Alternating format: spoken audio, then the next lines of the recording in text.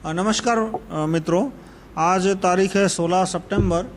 ये बहुत छोटा वीडियो है स्पेसिफिक मुद्दे पे, जो मेरे बहुत कुछ एक वीडियो थे देवी इंदिरा अम्मा के ऊपर, कि देवी इंदिरा अम्मा, अटल बिहारी वाजपेयी और मोरारजी देसाई और इनका कंपैरिजन और इनके किए गए कामों पर। तो इसके ऊपर एक वीडियो है जो आपको right to recall group channel पे मिलेगा, वो है मोरारजी देसाई अटल बिहारी वाजपेयी, टाइटल आप सर्च करोगे तो मिल जाएगा। दूसरा देवी इंदिरा अम्मा के और वाजपेयी के कंपैरिजन के ऊपर में एक छोटा पॉइंट उसमें रह गया था, इसलिए ये छोटा वीडियो बना रहे हैं। वो है कि 1971 में जब अमेरिका की कंपनियों का दबाव आया देवी इंदिरा अम्मा पे कि पेटेंट का कानून होना चाहिए दवाइयों के लिए, तो देवी इंदिरा अम्मा ने साफ मना कर दिया कि दवाइयों के पेटेंट का कोई कानून नहीं बनाएगा। फिर बहुत दबाव आया तो एक प्रोसेस पेटेंट का कानून उन्होंने बना दिया, जो कि ज़्यादा नुकसान नहीं करता था। यानी कि अमेरिका में कोई दवा की खोज होती है तो भारत कंपनी उस दवाई को बना सकती है, बस उसको थोड़ा सा अलग प्रोसेस यूज़ करना पड़ेगा। यानी अमेरिका की कंपनी मान लो 20 डिग्री सेंटीग्रेड पे कोई प्रोसेस चलाती है तो 20 का 21 कर दो, यानी प्रोसेस बदल गई, यानी वो काम भारत की कंपनी कर सकती है। तो इस तरह से अमेरिका में जो दवाइयों की खोज होती थी, वो दवाई अमेरिका में $10 की हो, $50 की हो, उसको वो भारत में $50 में बेचना चाहते हो, $100 में बेचना चाहते हो, लेकिन भारत की कंपनी दूसरे ही दिन तीसरे ही दिन वो दवाई 10, 20, $50 में बनाना शुरू कर देती थी।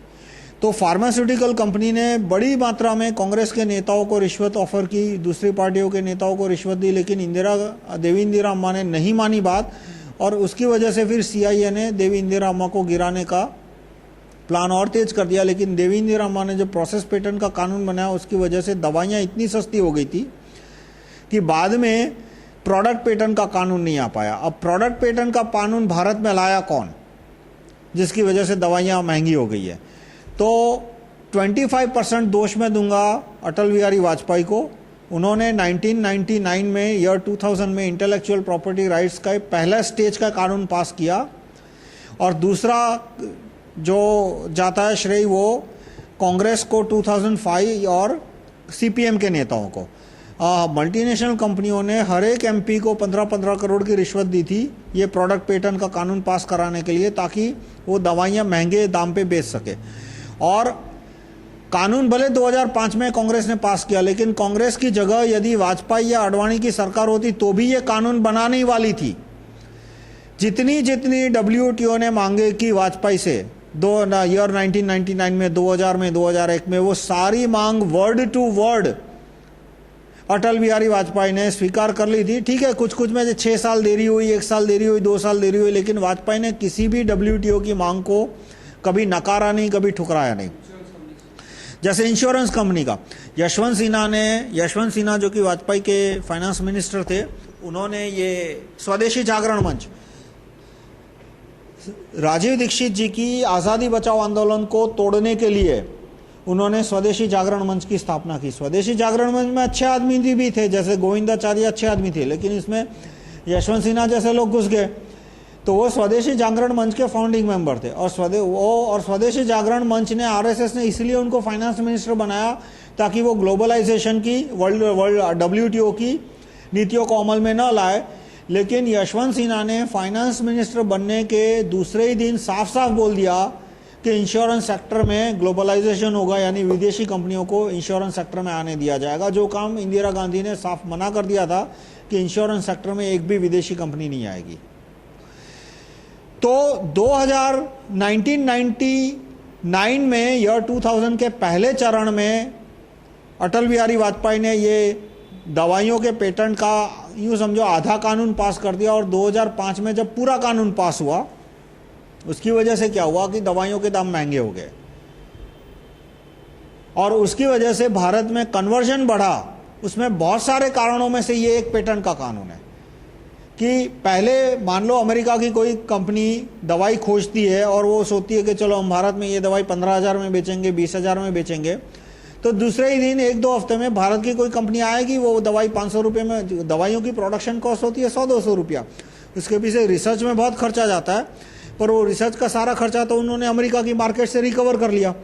तो अब वो भारत की कंपनी भी दवाइयाँ 100, 200, 500 रुपये में बना के भारत में 1000-2000 में बेचना शुरू करेगी। लेकिन पेटेंट का कानून आ गया, पेटेंट का कानून आ गया तो वो अब दवाई 15,000 की हो गई। तो गरीब आदमी के पास तो पैसा है नहीं, तो ये मल्टीनेशनल कंपनियां क्या करती है कि उन्होंने 15,000 में दवाई बेच के दवाई पर मेडिसिन मान लो जो 14,000 का प्रॉफिट किया, उसमें से वो एक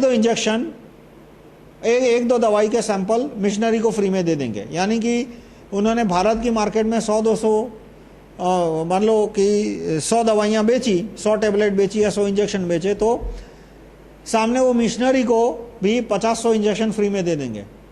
तो जो गरीब आदमी है जिसके पास 10 रुपये भी नहीं है, वो कैसे 10,000 का इंजेक्शन लेने जाएगा? तो वो मिशनरी के पास जाता है, मिशनरी उसको दवाई देगा और साथ में दूसरे हथकंडे अपनाएगा, और इस तरह से बड़ी संख्या में गरीब आदमी है वो क्रिश्चियन बन गए। पर उसमें मुख्य कानून क्या था? वो क्रिश्चियन बन गए तो पेटेंट के कानून ने अहम भूमिका निभाई।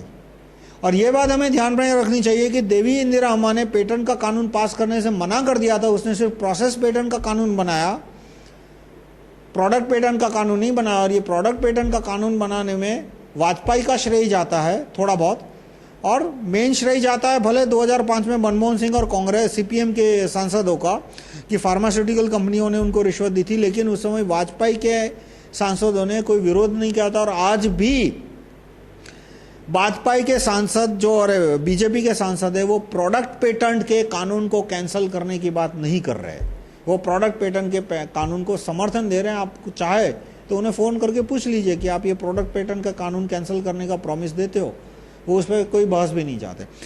तो ये पॉइंट आप जो देवी इंदिरा अम्मा के विरोधी है, मैं हमसे विनती करूँगा कि आप ये पॉइंट भी ध्यान में रखिए कि देवी इंदिरा अम्मा ने अमेरिका की कितना भी दबाव हो, उन्होंने पेटेंट का कानून पास करने से मना कर दिया था। धन्यवाद।